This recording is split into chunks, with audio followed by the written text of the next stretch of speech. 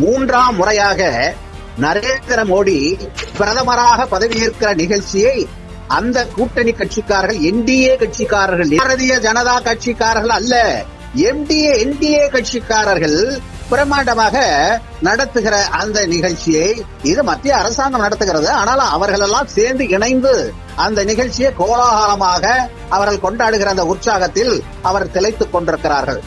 நாடு எதிர்பார்த்தது வேறு, ஆனால் நிகழ்ந்து கொண்டிருப்பது வேறு. இதெல்லாம் மறந்து விடுவோம். இதை அடுத்த கட்ட வேலை நான் கேட்கிற ஒரே ஒரு கேள்விதான், இது மோடிக்கு வெற்றியா தோல்வியா? ஒரே ஒரு கேள்வி.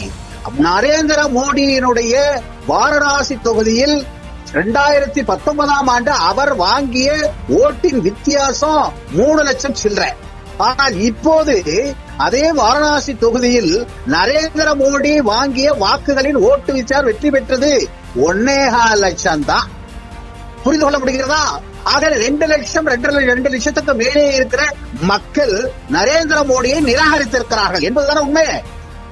அதன் உண்மை. அடுத்தது, அந்த அயோத்தி கோயில், ராமர் கோயில், இதெல்லாம் 10 லட்சம் கோடியை செலவு செய்து அவர்கள் ஏறத்தாழ ஓராண்டு காலமாக அரசாங்கமே அந்த கோயிலை கட்டி முடிப்பதற்கான அந்த அத்தனை வேலைகளையும் அவர்கள் மேற்பார்வையிட்டு கண்காணிச்சு, பிரதமர் மோடி அந்த பெரிய சித்தாள் வேலை மாதிரி பிரதமர் மோடி அப்போதெல்லாம் பிரதமர் பதவியை வெளிநாட்டுக்கு போவதும், அந்த தொப்பி கிப்பி போட்டுக்கிட்டு அலங்காரம் செய்து கொண்டு வெளிநாட்டு பரப்பதும், உள்நாட்டிலே இருக்கிற போது அயோத்தி கோயில்ல கோயில் கட்டுகிற அந்த கட்டுமான பணியை கவனிப்பதும், இந்த வேலையை தானே செய்து கொண்டிருந்தா.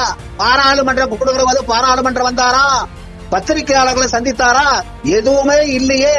அப்படிப்பட்ட அவ்வளவு சிரமப்பட்டு, அவ்வளவு பொருள் செலவு செய்து, அவ்வளவு கண்காணித்து, இந்திய மக்களை மட்டுமல்ல உலக நாடுகளுடைய முழு கவனத்தையும் ஈர்த்து அந்த அயோத்தியில் இருக்கிற ராமர் கோயிலை கட்டுவதற்கான அத்தனை பணிகளை செய்தாரு. அந்த அயோத்தியில விமான நிலையத்தை போட்டாரு. அயோத்தி முழுவதும் மிகப்பெரிய ஹோட்டல்கள், 5 ஸ்டார் ஹோட்டல், 6 ஸ்டார் ஹோட்டல் எல்லாம் கட்டுமான பணி வருவதற்கு அவர் செய்த பணிகளை ஈடுபட்டாரு. ஆக இத்தனையே செய்ததற்கு பின்னாலே இப்போது என்ன நடந்தது? முடிந்த பத்து இன்னைக்கு அயோத்தி கோயில்ல ராமர் சிலையை வச்சாச்சு. ராமர் சிலை இந்தியா பூராவும் பிரச்சாரம் செய்து கொண்டு வந்தவர் அவரும் அமித்ஷாவும் அயோத்தியில் ராமர் கோயில் கட்டிவிட்டோம், அயோத்தியில் ராமர் சிலை, ராமர் அல்ல எது 2 வயசு 3 வயசு 5 வயசு பையன் ராமர் 5 வயசு பையனா இருக்கிற அந்த சிலையை உள்ள வச்சாச்சு.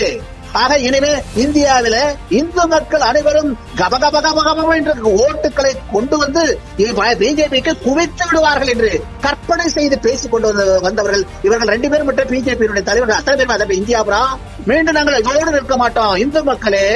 இந்துக்களே உங்களை எல்லாம் உங்களுடைய சொத்துக்களை எல்லாம் பறித்து, உங்களுடைய தாய்மார்களுடைய சகோதரி இந்து மக்களுடைய சகோதரிகளுடைய தாலிகளை எல்லாம் பறித்து முஸ்லிம்களுக்கு கொடுத்து விடுவார்கள் என்றெல்லாம் காங்கிரஸ்காரர்கள் பேசிக் கொண்டிருக்கிறார்கள். நீங்கள் ஜாக்கிரதையாக இருங்கள் என்று பேசியவர், நாங்கள் இந்து கோயில்கள் இப்ப ராமர் கோயில் மட்டுமல்ல, நாங்க மதுராவில் கிருஷ்ண கோயில் கட்ட போறோம், பார்த்துக் கொள்ளுங்கள்.